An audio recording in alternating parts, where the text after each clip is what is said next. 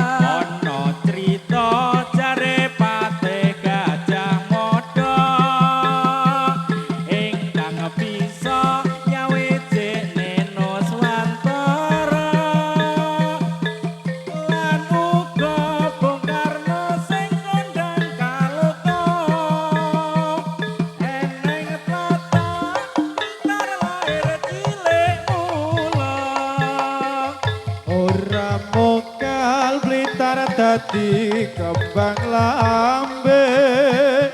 ora mokal akeh sing padha nyatakne yen to keni murupake sembangate yen to banyu no ke patriote.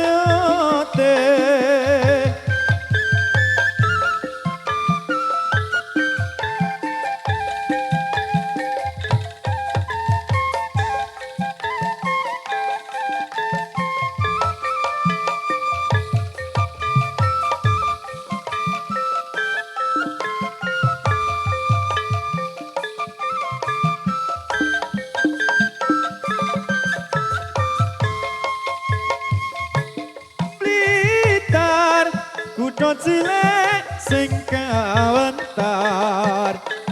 dipendi gunung kelot sing ngayomi Blitar zaman Jepang nate kempar peta pronta sing dipimpin Supriyati Blitar nyimpan naune ojo pahit ne candi panataran Blitar nyimpan layone Bung Karno proklamator presiden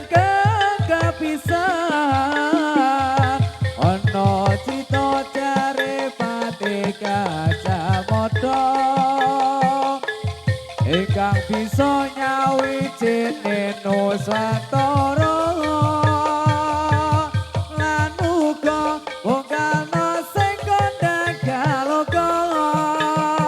eneng tlatah litalah cilik mula ora mokal Blitar dadi kembang lambe ora mokal akeh sing padha nyatakne yen to geni murupake sembangate yen to banyu nyokolake patriote.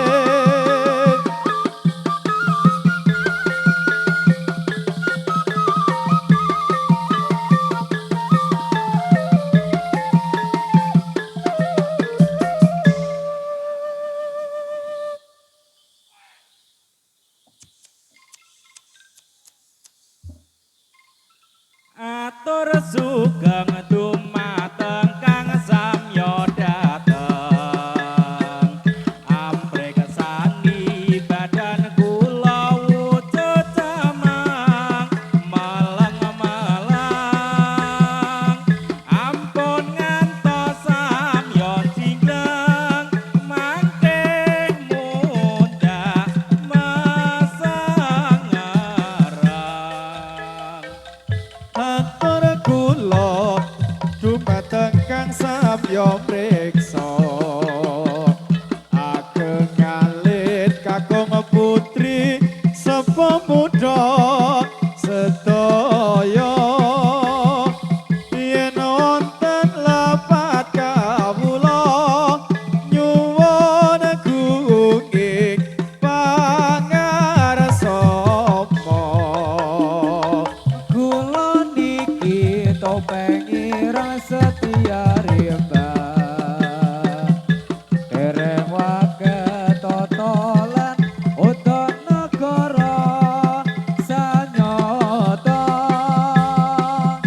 sagating wong lungasapa mubatos panubajiwa milanipun sedaya kang samya mriksa ampun ngantos sami ngala-ala mring kawula najan kula rupa ala nanging tasih kancanira nadyan nala rupa kula ambeteni nanging tasih kalongane santri sayakti sawak samiang klampai kesenian warna-warni sampun cekap kang dados satur kawula ugi sanya sakecana lenggahira sedaya sinambi wresa kawula kang rupane boten tata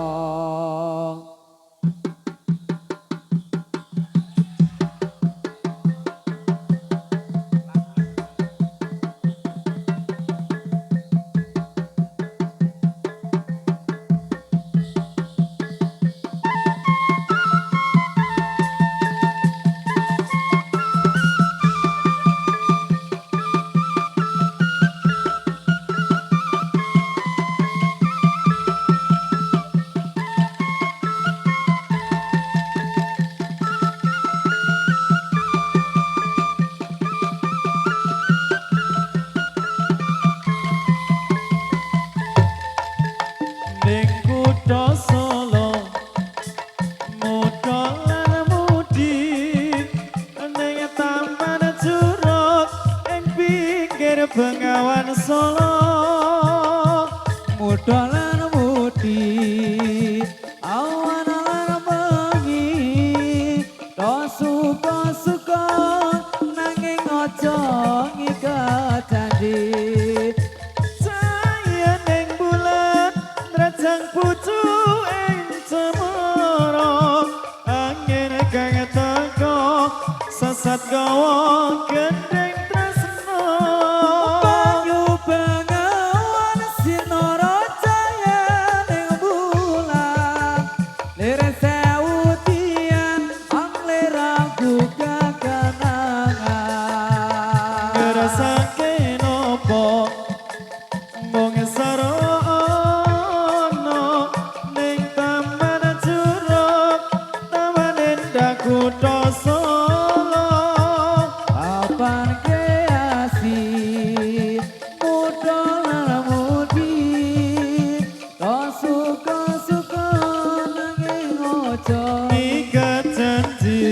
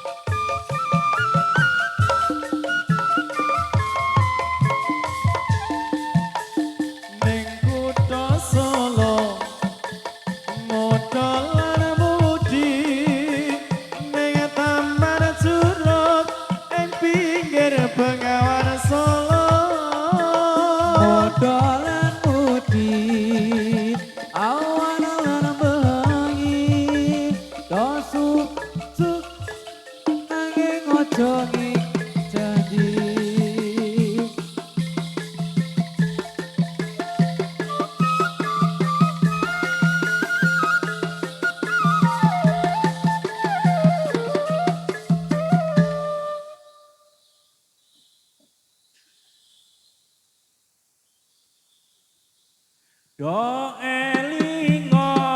iki jamane wis tuwa tuntunan agama do dianggep kuno lakonono ajarane wali songo sing ora kersa nyacat lan aja ngina ajarane wali songo werna-werna dikir tahlil kirim donga lakonono maca Quran lan sholawat kulinano zaro kubur aja nganti dilalekno ana carane dakwah lawan budaya umpamane kaya Sunan Kalijaga pituture mlebu ati ora krasa tuntunan agama bisa diamalno wis kabukten rikala jaman semono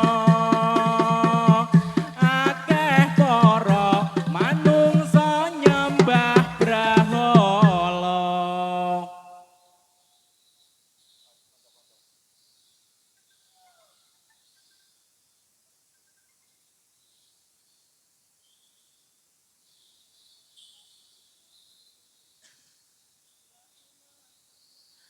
ayo kanca-kanca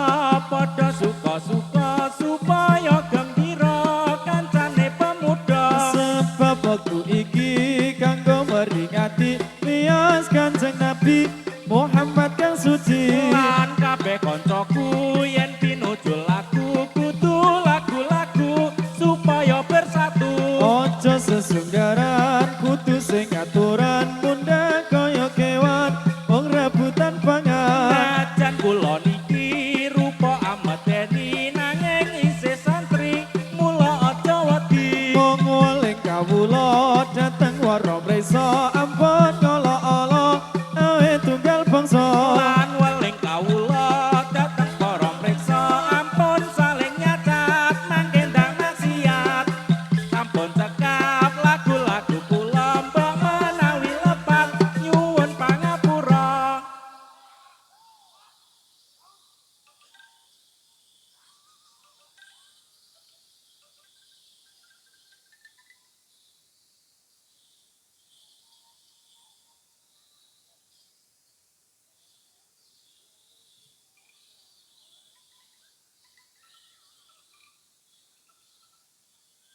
wajib dilakoni tuntunan kang ana lima syahadat salat zakat munggah haji lamunku asa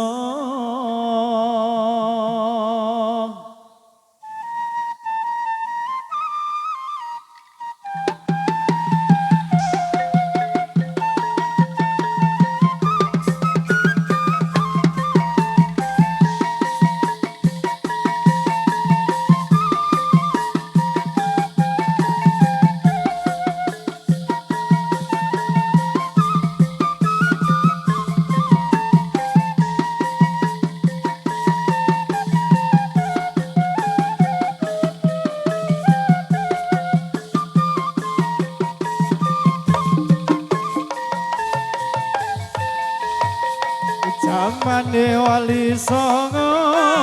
gambarne agama Islam ingkang mulya gambarane tanah Jawa liwat seni lan budaya ana ing tanah Jawa supaya urip mulya elinga kang maha kuwasa wajib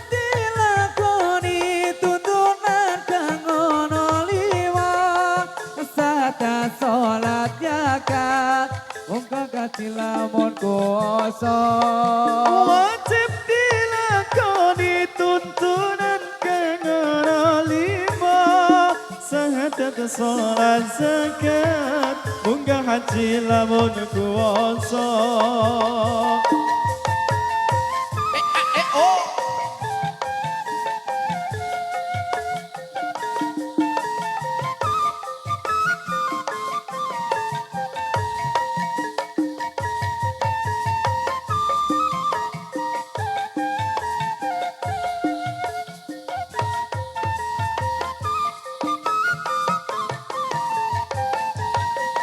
Jamane wali songo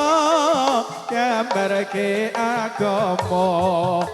agama Islam ingkang mulya gambarane tanah Jawa lewat seni lan budaya ana ing tanah Jawa supaya urip mulya elinga kang maha kuwasa. Wajib dilakoni tuntunan kang ana lima, syahadat salat zakat munggah kaji lamun kuasa. Wajib dilakoni tuntunan kang ana lima, syahadat salat zakat basa kaji lamun kuwasa.